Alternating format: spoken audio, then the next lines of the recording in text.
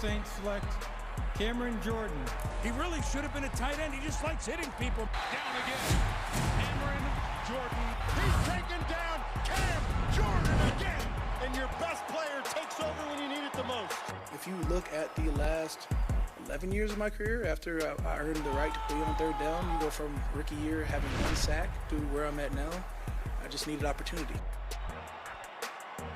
It's been about 130 sacks in the NFL since we saw that young man get drafted, and here he is. The great Cam Jordan is in our studio. That has to be AI. Nobody can make that number of good plays over the course of that many years, right? You see, like, over 15 years, it's probably easy to put that little, 5-second clip together.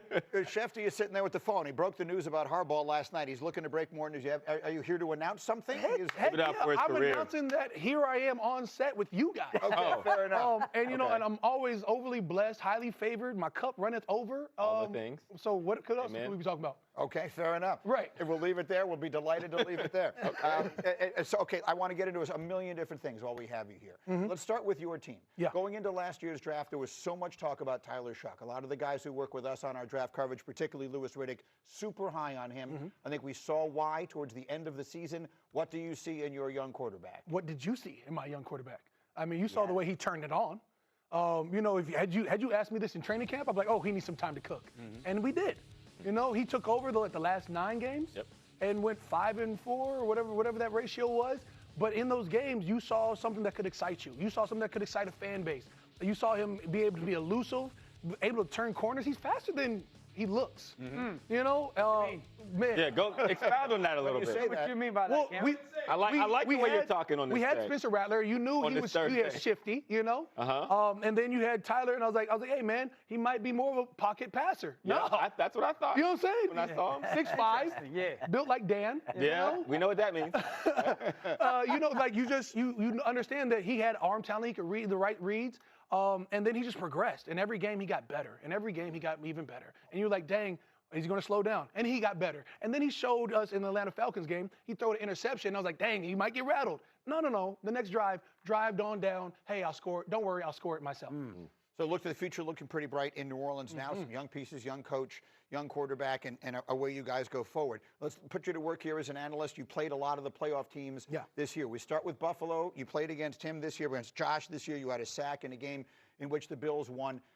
We've been talking a lot this morning about him turning into Superman. Dan, give Cam the scouting report that you gave us for how he goes into Denver and wins this game. Yeah, I've said backs and tight ends, that's a huge part of their pass game, right? But then I think it's if you're going to play man coverage against them, you got to know as a defense, like he's going to take off with his legs. So in those situations, too, third downs, red zone, you guys know that as well from a defensive line perspective. So just in that realm, like what's the biggest challenge with dealing with Josh in those got to be aware of his leg situations? Absolutely. You know where he wants to escape. He wants to escape up the middle. He wants to get through, and, if he doesn't get to his proper reads, he's going to take off. He's big enough to do so. He's strong enough. He's fast enough. Everybody knows the tale that is Josh Allen, right? But you also have the Broncos' defensive line. You've got Cooper. You've got Benito. You've got, Zach in the middle. You've got Malcolm Roach. You've got all these guys. So you let the big guys do what the big guys do. What we say is the big guy's going to have to take care of the quarterback. So it may not be as fun in the middle. No, I need a whole lot of power. I need a whole lot of press from our big fellas in the middle. And on the edges, you let the edges do. You let Nick Benito turn that edge. You let Coop go ahead and bend that corner, and you let him go after him. That's where you take advantage. When you have the middle guys that understand, hey, I'm sorry, you don't get a swim move to say. You don't get I don't want to see a swipe. You say, hey, big fella, wipe your nose, and all I got for you is straight grit and snot. It's one of those games for you. It's a grit and snot game. The other AFC game will feature a young quarterback. Here's Josh Allen trying to finally put the crowning achievement on his career. Right. Then we have the young star in Drake Maye emerging, another team that you played against this year. So tell me what it's like to be on the field with him. Give us the report on Drake Maye as he gets set to go up against another really good defense in Houston. Right. And you could say Drake Maye, DDD, double DM is what he's been called at this point, right? Like Drake, Maye. Yeah. How do you nickname yourself Drake Maye? Who nicknamed him his own name? Okay, so either way, we know what he brings to the table, bro. He's turned into lights out. Yeah. And he has to stay that way if he's going to have a chance against the Houston Texans defense. In my mind, it's going to be defense versus defense, not so much offense versus offense. Because the way we saw the Texans defense take over last game, you're going to have to be Superman. That's who's going to have to be Superman. And I think Drake Maye has the ability to. He was tough last game. There were moments where it obviously dipped, but you could still see some of the flashes that have him in the MVP conversation. I do expect Vrabel to be on his game, but more importantly, I do expect Drake Maye to have a bigger game than we're probably anticipating, and his legs to be a factor as well. That was also his Sheldon first Rankins playoff game. touchdowns. That was his first playoff game, right? Like he stepped out there for the first time under the lights and did what he did. And I think he learned from that. And he played way better at the end of the game than he did at the beginning. We're going to have Cam look at the NFC games for us in a couple of minutes, but first, these guys wanted to talk to you. Cam, come with me over here. Oh, yeah. All right, the Bussin' Boys wanted to have a word with you. We have I got your something back, a little Cam. special Hey, planned it for is what you. it is. Know that. First of all, as you guys say hello to your friends here, we have a look at the headshots over the years. Is that what we have? Take a look at this. Gentlemen, can we get a quick read on the Cam Jordan headshots over the many years? You can stand right here outside of me. Take a look at the headshots. Which Cam Jordan is it that we like the best? What do you think? You got to look at 2019 Cam Jordan here, and there's got to be immense respect for the amount of wax that took place in that mustache. No doubt. It is absolutely beautiful. It takes you back in time into the 20s. It's absolutely amazing.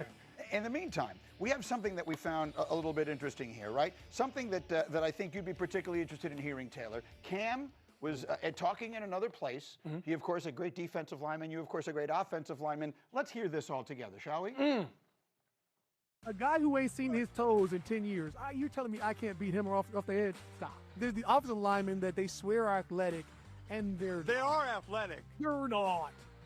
No, you're not. Did you always think that they were some of the best athletes at that size to be that nimble? Hey, that offensive lineman has really good feet compared to who?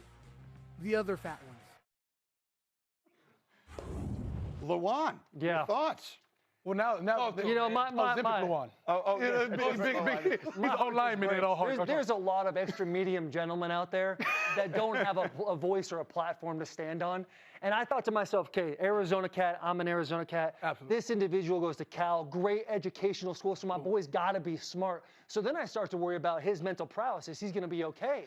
He comes up, my boy Trent Williams. That was crazy. That Trent Williams stuff. Crazy. I called him a dog. And I thought, I thought to myself, like, how could I possibly prove that offensive linemen are athletes as well? And then it struck me. We have a combine that takes place every single year to display athletic ability. Hell yeah. So I had a little video put up, and the only person I could think of, obviously in my own story, is myself. 287 pounds. Cam Jordan. All right, we're talking about the same exact 10-yard split between me and Cam Jordan, and I'm 22 pounds heavier. That tan is paid for, by the way. 31-inch vertical by him, 30.5 by me. 22 pounds more. Now, hey, broad jump. That's nasty. Yeah. 9'9" broad jump. We had the same exact broad jump. If we're going to talk about athletic ability, my boy has 132 sacks, no doubt. He's an absolute stud. First ballot Hall of Famer. I love it. Did you guys play? But athletically, I'm probably not even top 5. And this man is coming at the boys. We're the same. Ish. Whoa, you saw every metric of mine was better.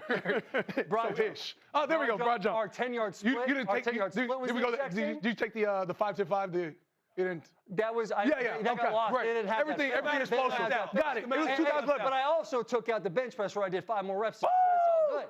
Absolutely, because that's what we need metrics of. We need metrics of everything. And I don't say that you're not athletic.